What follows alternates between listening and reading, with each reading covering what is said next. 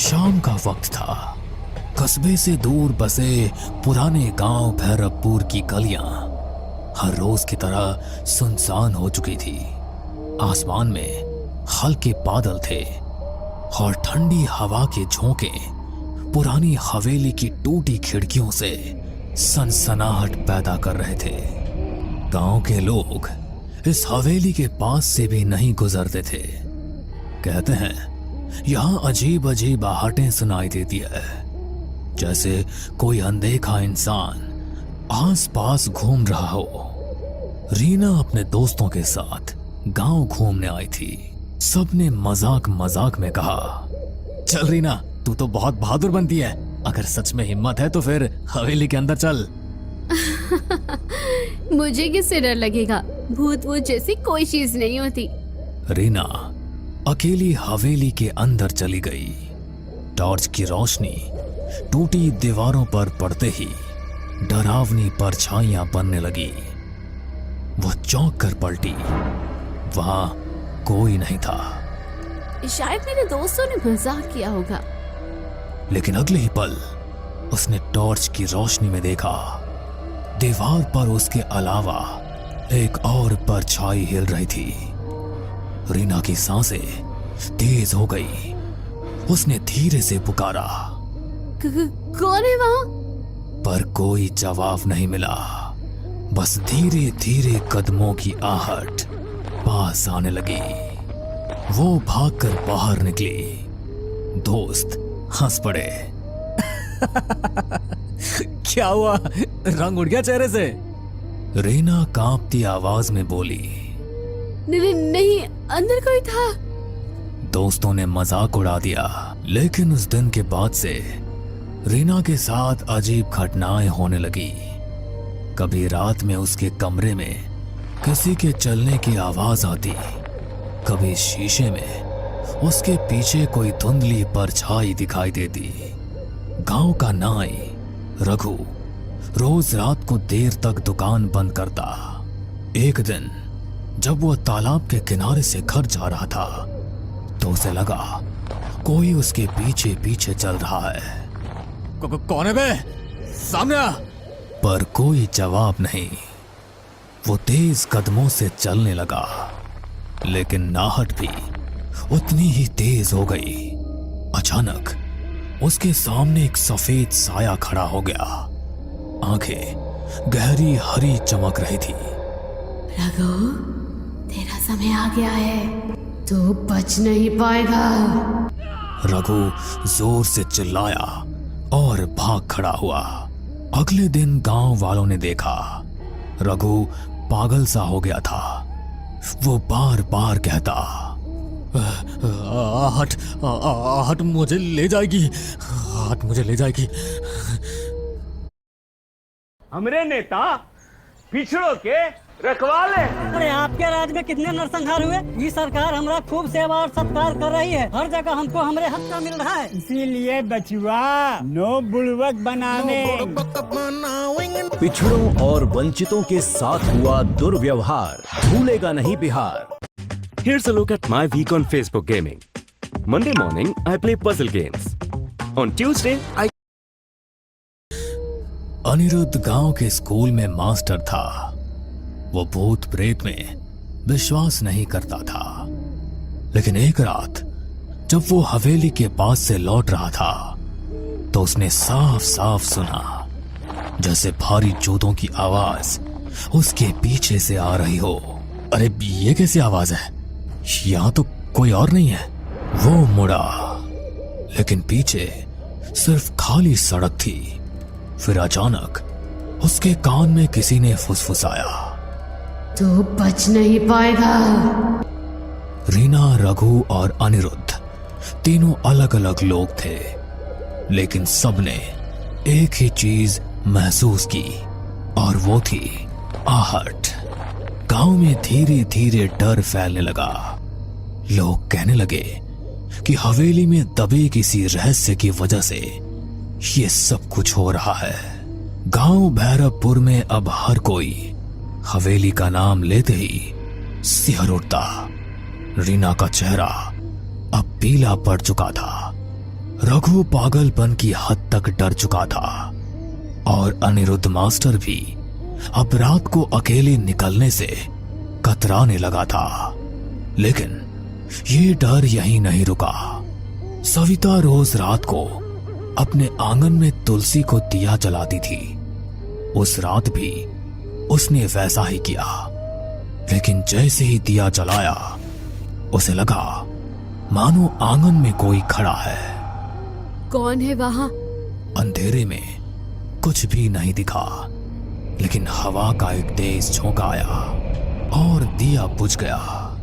सविता ने माचिस जलाई, तभी देखा आंगन के कोने में एक औरत खड़ी थी, काली साड़ी में, बाल बिखरे हुए।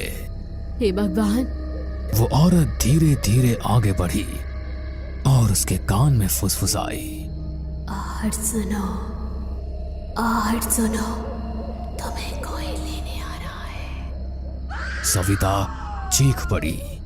घर वाले दौड़े, लेकिन वहां कोई नहीं था।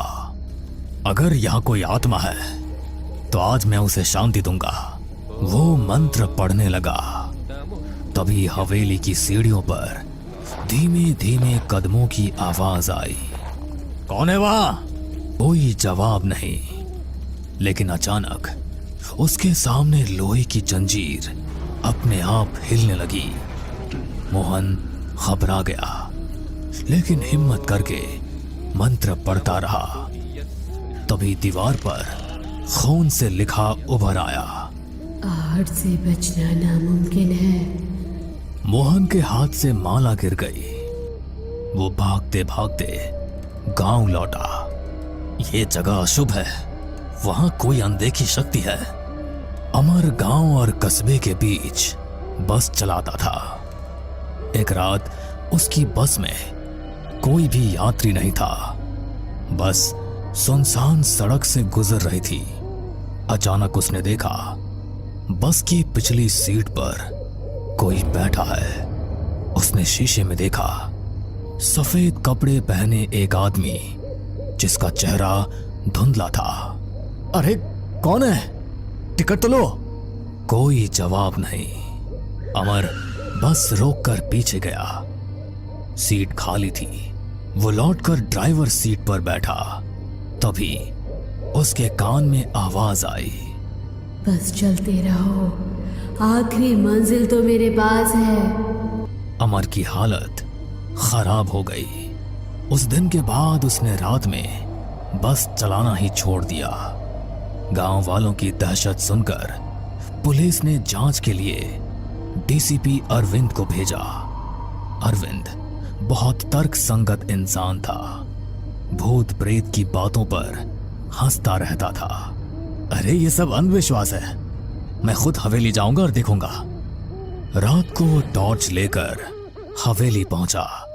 दीवारें खंडहर हो चुकी थी, लेकिन अचानक सीढ़ियों पर भारी कदमों की आहट गूंजी।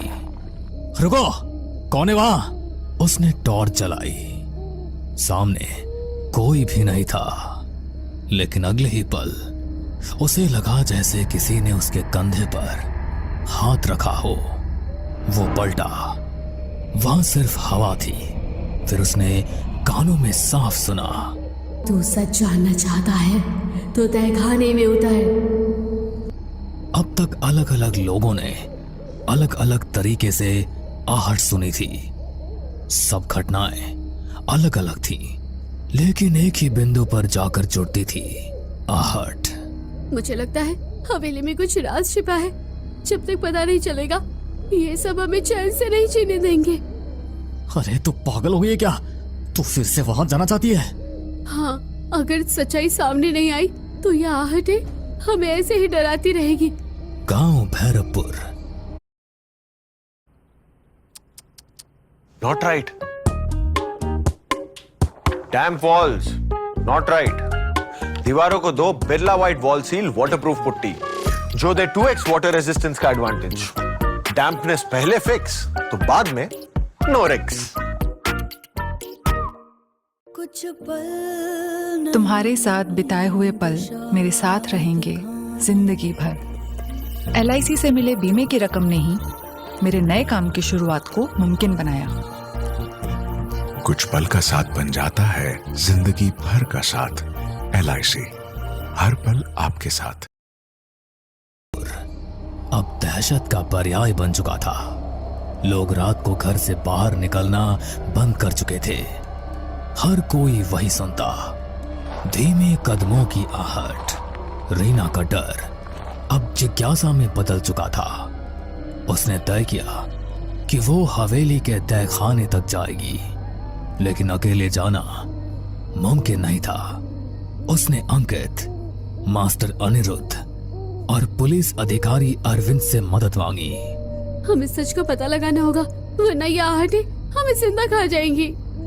ठीक है, मैं पुलिस वाला हूँ, पीछे हटना मेरे बस का नहीं। चलो आज रात तहखाने में उतरते हैं।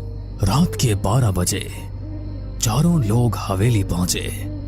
अंदर सन्नाटा ऐसा था कि अपने दिल की धड़कन तक सुनाई दे रही थी।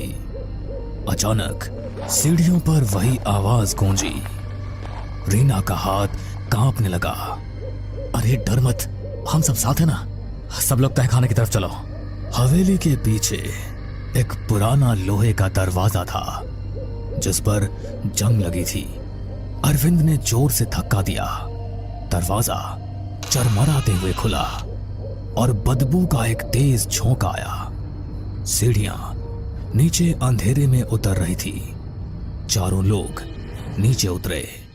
तहखाना ठंडा और सीलन भरा था। दीवारों पर काई जमी थी और बीचों बीच एक टूटी चौकी रखी थी। देखो वहाँ। दीवार पर खून से लिखा था, आहट मेरा शाप है, जो सुनेगा उसका अंत होगा। ये सब किसने लिखा होगा? तभी तहखाने के कोने से एक सफेद धुंधला साया उभरा। सबके कानों में वही आहट गूंजी। मैं इस हवेली की मालकिन ललिता हूँ। 100 साल पहले मेरे पति ने लालच में मुझे यही जिंदा दफना दिया था। मेरी चीखें, मेरे कदमों की आहट सब यही गूंजती रही। रीना की आंखें फटी की फटी रह गई। तो ये सारी घटनाएं वही आहट? हाँ। अचानक तहखाने की दीवारें हिलने लगी। छत से मिट्टी गिरने लगी। ये क्या हो रहा है?